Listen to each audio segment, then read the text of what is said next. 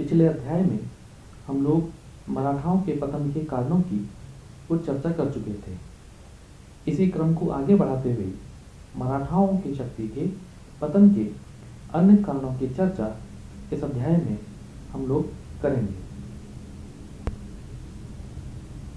पेशवा के पद का सृजन, उसकी बढ़ती भूमिका और उसका दायित्व कहीं न कहीं मराठाओं के पतन के लिए भी उत्तरदायी रहा, जिम्मेदार बना। हम ये जानते हैं कि शाहू को छत्रपति बनाए रखने में प्रमुख भूमिका पेशवाओं की ही रही। प्रथम 3 पेशवा अर्थात बालाजी विश्वनाथ, बाजीराव प्रथम और बालाजी बाजीराव निश्चित रूप से योग्य सिद्ध हुए। उन्होंने न केवल छत्रपति के पद को सुरक्षित रखा, बल्कि उसे मुगल सम्राटों से भी अधिक प्रभावशाली और गौरवशाली भी बनाया। लेकिन बाजीराव की नियुक्ति के उपरांत जैसे ही यह पद पैतृक बन गया, पेशवाओं ने स्वयं को अपने स्वामी छत्रपति शाहू से भी अधिक बलशाली और ताकतवर बनाने के प्रयास आरंभ कर दिए। इस पद के पैतृक होते ही मराठा सरदारों में भी बिखराव और विखंडन हमें दिखाई देने लगता है। बाजीराव के 20 वर्ष की आयु में ही पेशवा बन जाने पर कई प्रभावशाली मराठा सरदार नाराज हो गए। परिणाम स्वरूप पेशवाओं को अपने प्रतिद्वंदी मराठों के दमन में शक्ति लगानी पड़ी। इसके उपरांत जब उन्होंने अपने लिए भूमि लेना आरंभ किया तो मराठा जाति उनसे और नाराज होने लगी। छत्रपति का पद गौण हो जाने के कारण पेशवा शक्तिशाली तो हो गए, परंतु वे आम लोगों की निंदा के भाजन भी बन गए। बालाजी बाजीराव के उपरांत यह पद गृह कलह का मुख्य कारण भी बना। इसीलिए माधवराव के समय से ही अंग्रेजों का हस्तक्षेप मराठा राजनीति में बढ़ने लगा। बाजीराव द्वितीय, जो तीसरे आंग्ल मराठा युद्ध के दूसरे चरण का प्रारंभकर्ता माना जाता है, वह अंग्रेजों से वैमनस्य उत्पन्न कराने वाला भी माना जाता है। उसकी दूरदर्शिता ने तीसरे युद्ध में मराठों को पराजय के कगार पर लाके खड़ा कर दिया। तो इस प्रकार आरंभिक रूप से पेशवा जिस शक्ति, जिस सामर्थ्य, जिस सूझबूझ से कार्य करते रहे, वैसी सूझबूझ और वैसी योग्यता हमें बाद की पेशवाओं में दिखाई नहीं देती, जिसके कारण पेशवा का पद, उसमें शक्ति का केंद्रीकरण भी मराठों के पतन का एक अन्य कारण जिम्मेदार माना जाता है। उत्तर भारत में मराठों के निरंतर बढ़ते आक्रमण और उनकी प्रकृति भी मराठों के पतन के लिए जिम्मेदार रही, उनकी शक्ति के पतन के लिए उत्तरदायी रही। मराठों के द्वारा धन की लूट के लिए किए गए बर्बर आक्रमण, जिन्होंने राजा और प्रजा दोनों को अत्यंत भयंकर दुख प्रदान किए, उनके पतन का मुख्य कारण बने। ईश्वरी सिंह और माधो सिंह के राजा बनने के प्रश्न पर मराठों ने जयपुर को कितनी ही बार और कितनी ही बुरी तरह से लूटा। बाजीराव प्रथम महाराणा का भी अपमान करने से नहीं चूका और यही रवैया उनका जोधपुर, बूंदी, भरतपुर और कोटा के साथ भी रहा।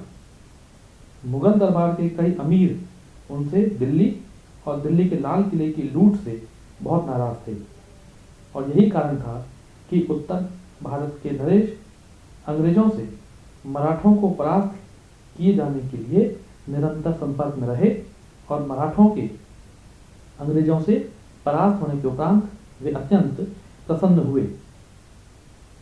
हिंदू पद पातशाही का आदर्श और नारा भी राजपूत नरेशों को मराठों का हितैषी और शुभचिंतक नहीं बना पाया। बर्बर लूट के कारण मराठों ने आम जनता की सहानुभूति भी खो दी और निश्चित रूप से मराठों के प्रति एक आम जनता की सहानुभूति का खो जाना निश्चित रूप से ये मराठों के लिए बहुत बड़ा पराजय का कारण बना।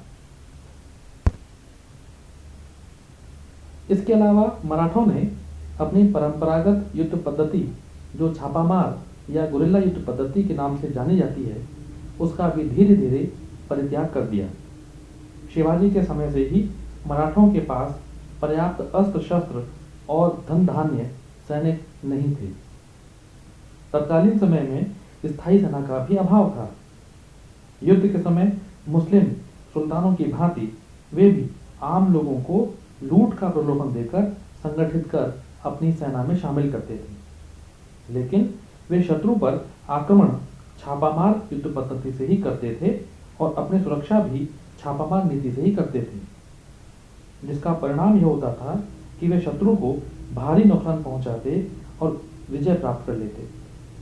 उनके उत्तरी भारत के आक्रमणों ने मराठा सेना की इस युद्ध पद्धति को धीरे धीरे छोड़ने पर विवश कर दिया, जिसके कारण उनकी निरंतर पराजय होने लगी। पराजय के कारण मराठों की सैनिक शक्ति का भी पतन होने लगा। उत्तरी भारत में दक्षिण भारत की तुलना में वे भौगोलिक परिस्थितियां उपलब्ध नहीं थी, जिसके कारण वे उत्तरी भारत में चाहकर भी छापामार या गुरिल्ला युद्ध पद्धति का प्रयोग नहीं कर सकते थे। इस युद्ध पद्धति के लिए पहाड़ी क्षेत्रों का होना अत्यंत सहायक माना जाता है, जहां से छिपकर या किसी की आड़ में आप शत्रु पर संख्या बल में कम होते हुए भी उनके खिलाफ आक्रमण करते हैं, छुपकर आक्रमण करते हैं, अवसर देखकर उनके ऊपर आक्रमण करते हैं, टूट पड़ते हैं और तुरंत अपना कार्य करके वापस से पहाड़ी क्षेत्र में भाग जाते हैं। इस कारण आप संख्या बल में कम होते हुए भी भारी संख्यावादी शत्रु सेना पर आप भारी पड़ते हैं और यही पद्धति से शिवाजी ने पूरे मराठा क्षेत्र में, पूरे महाराष्ट्र का जो क्षेत्र था उसमें अपना प्रभाव और आधिपत्य बनाए रखा। लेकिन जैसे ही मराठा साम्राज्य का विस्तार उत्तरी भारत की ओर होने लगता है, ऐसी भौगोलिक परिस्थितियां मराठों को उपलब्ध नहीं हो पाती, जिसके कारण वे इस युद्ध पद्धति का त्याग करने पर विवश हो जाते हैं और यही कारण रहा कि वे चाहकर भी उत्तरी भारत के उन भौगोलिक क्षेत्रों में इस युद्ध पद्धति का प्रयोग नहीं कर पाए। मराठे सामान्य रूप से किसी युद्ध पद्धति में पारंगत थे। उनके पास में खुले मैदान में लड़ने का कोई विशेष अनुभव नहीं था और खुले मैदान की कूटनीति, रणनीति में उत्तरी भारत के राजा मराठों की तुलना में ज़्यादा सक्षम थे, ज़्यादा सामर्थ्यवान थे। इसीलिए मराठे अपनी युद्ध पद्धति के त्याग के कारण भी पतन की ओर अग्रसर हुए।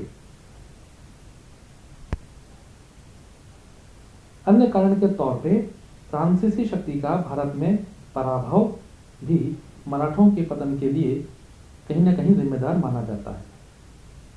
1763 ईस्वी में फ्रांसीसी अंग्रेजों से परास्त होकर भारत से चले गए, जिसका अंग्रेजों को बहुत लाभ हुआ, लेकिन मराठों को इस घटना का नुकसान उठाना पड़ा। यदि फ्रांसीसी भारत में बने रहते तो अंग्रेजों और फ्रांसीसियों में ही राज्य विस्तार, धन अर्जन के लिए पारस्परिक संघर्ष और युद्ध होते रहते। दोनों एक दूसरे के कट्टर और स्थायी शत्रु थे। युद्ध का वातावरण यदि यहाँ नहीं बनता तो यूरोप में या अमेरिका में जरूर बनता। परिणाम स्वरूप उनमें संघर्ष भारत में भी छिड़ता और इसके कारण दोनों शक्तियां आपस में उलझी रहती और दोनों की शक्तियों का ह्रास होता, पतन होता। अंग्रेजों के विरुद्ध फ्रांस हमेशा मराठों की सहायता करता और मराठा सेना को आधुनिक बनाने में उनका सहयोग भी मिल पाता और अंग्रेजों को विजयी होने में ये सबसे बड़ी बाधा साबित हो सकता था, सिद्ध हो सकता था। लेकिन जब भारतीय परिदृश्य में फ्रांसीसी अंग्रेजों से परास्त करके चले जाते हैं तो एक ये संभावना कि अंग्रेजों की शक्ति को बैलेंस करने वाली, नियंत्रित करने वाली एक अन्य यूरोपीय शक्ति जो भारत में मौजूद थी उसकी अनुपस्थिति हो जाती है और इसका सबसे ज़्यादा खामियाजा तत्कालीन समय में मराठों को उठाना पड़ता है। मराठों में जातीय कट्टरता की भावना भी उनके पतन के लिए उत्तरदायी रही। मुगलों के समय में जिस जातीयता की भावना ने मराठों में एकता उत्पन्न की, वही 18वीं शताब्दी में उनकी फूट उनके पतन का कारण भी बन गई। जातीय भेदभाव से मराठों में ऊंच नीच का भेदभाव उत्पन्न हो गया। जब पेशवा का पद ब्राह्मण को मिला तो इससे अन्य समुदाय नाराज होने लगे। सैनिक अधिकारियों में यह जातीयता की भावना और भी उग्र होने लगी। गुरु रामदास के उच्च आदर्श अब मराठा समाज में अपना महत्व खोने लगे। ब्राह्मण होने के नाते पेशवा अधिक अनुदार हो रहे थे। यदि कोई ब्राह्मण शास्त्र के नियमों की अवज्ञा करता तो उसे जाति से भी निकाल दिया जाता। इस प्रकार संकीर्णता के आ जाने के कारण मराठा समाज में जातीय नियम कठोर से कठोर होते चले गए और वे अपने आप में उच्च और निम्न स्तर की जो भावना थी उनका विकास करने लगे, जिसके कारण कहीं न कहीं सामाजिक असंतोष पनपने लगा और मराठा साम्राज्य में ही उनका समाज कई वर्गों में बंट गया और उनका सहयोग और समर्थन मराठा पेशवाओं को नहीं मिल पाया जब उनको उसकी आवश्यकता थी। इसीलिए इस तरह की जातीय संकीर्णता की भावना ने मराठों को स्वयं ही कमजोर किया और वे संगठित होकर, एकजुट होकर अपने शत्रु के विरुद्ध संगठित नहीं हो पाए। मराठों की धार्मिक नीति का भी योगदान इसमें बहुत महत्वपूर्ण रहा, जिसके कारण मराठों की शक्ति का पतन हो गया। मराठों की तरफ से हिंदू बादशाही का नारा या आदर्श स्थापित किया गया। मराठों के इस आदर्श से मुगल दरबार और निजाम दोनों जगह तीव्र प्रतिक्रिया हुई। तुरानी अमीरों ने इस नारे को उछालकर मुगल सम्राट और कट्टर मुसलमानों को मराठों का घोर विरोधी बना दिया। सिंधिया की राजधानी में मुहर्रम ठाठ से निकलते थे। राजकीय रूप में ईद उल फितर मनाया जाता था, लेकिन स्वार्थी मुसलमानों ने मराठों को मुस्लिम विरोधी बताया। ये वे लोग थे जो मराठों के विकास को, उनके उत्थान को नहीं देखना चाहते थे। इसीलिए उन्होंने इसे धार्मिक स्वरूप दिया और उस भावना को आगे बढ़ाया जिससे मराठों को नुकसान हो सकता था। इस भावना में अंग्रेजों ने भी सहयोग दिया। परिणाम स्वरूप मराठों को मुगलों के और अन्य धर्मावलंबियों का अंग्रेजों के विरुद्ध सहयोग नहीं मिल पाया।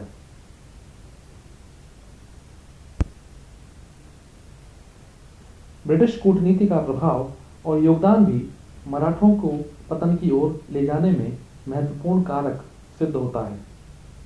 कूटनीति में मराठा अंग्रेजों की तुलना में कहीं कम नहीं थे। युद्ध करने से पूर्व अंग्रेज अपने शत्रु के पड़ोसी राज्यों से मित्रता कर लेते थे और एक तरह का संघ बना लेते थे अपने शत्रु के खिलाफ। मराठों के खिलाफ उन्होंने निजाम और कई बार मैसूर के शासकों को अपना मित्र भी बना लिया। उत्तर भारत में राजपूतों को मराठा विरोधी बनाया और उनको सहयोग नहीं लेने दिया। इसके अलावा वे मराठा सरदारों को ही एक दूसरे का विरोधी भी बना दिया करते थे, जिसके कारण उनकी शक्ति बिखर जाती थी और वे परास्त होने लगे। उनका पतन धीरे धीरे निकट आने लगा। तो इस प्रकार अंग्रेजों की कूटनीति भी मराठों के पतन के लिए या उनकी शक्ति के कमजोर होने के लिए उत्तरदायी रही। अंतिम और महत्वपूर्ण कारण के रूप में अंग्रेजों की गुप्तचर व्यवस्था और अंग्रेजों का सूचनाओं तक पहुंचना भी महत्वपूर्ण रहा।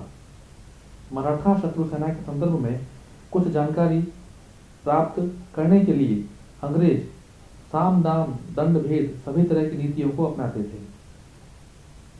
मराठों की सैनिक और प्रशासनिक जानकारी प्राप्त करने के लिए अंग्रेजों ने मराठी भाषा तक को सीख लिया, जिसमें सामान्य रूप से मराठों का पत्र व्यवहार होता था, जबकि इसके विपरीत मराठे सरदार और उनके अधिकारी अंग्रेजी भाषा से अनजान बने रहे। इसीलिए मराठे अंग्रेजों की सैनिक गतिविधियों का कुछ भी पता नहीं लगा पाते थे, जबकि दूसरी ओर अंग्रेज मराठों की महत्वपूर्ण जानकारियों का स्वयं पता लगाने में समर्थ होते थे। तो निश्चित रूप से मराठों की इस कमजोरी का उन्होंने फायदा उठाया, अपनी गुप्तचर प्रणाली को मजबूत बनाया और उनके स्रोतों तक, उनके साधनों तक अंग्रेजों ने अपनी पहुंच बनाई, जो मराठे नहीं कर पाए, और यह भी मराठों के पतन का एक प्रमुख कारण रहा। तो 18वीं शताब्दी में मराठों के पतन के साथ ही एक महत्वपूर्ण अध्याय राजनीतिक शक्ति के पतन के रूप में समाप्त होता है।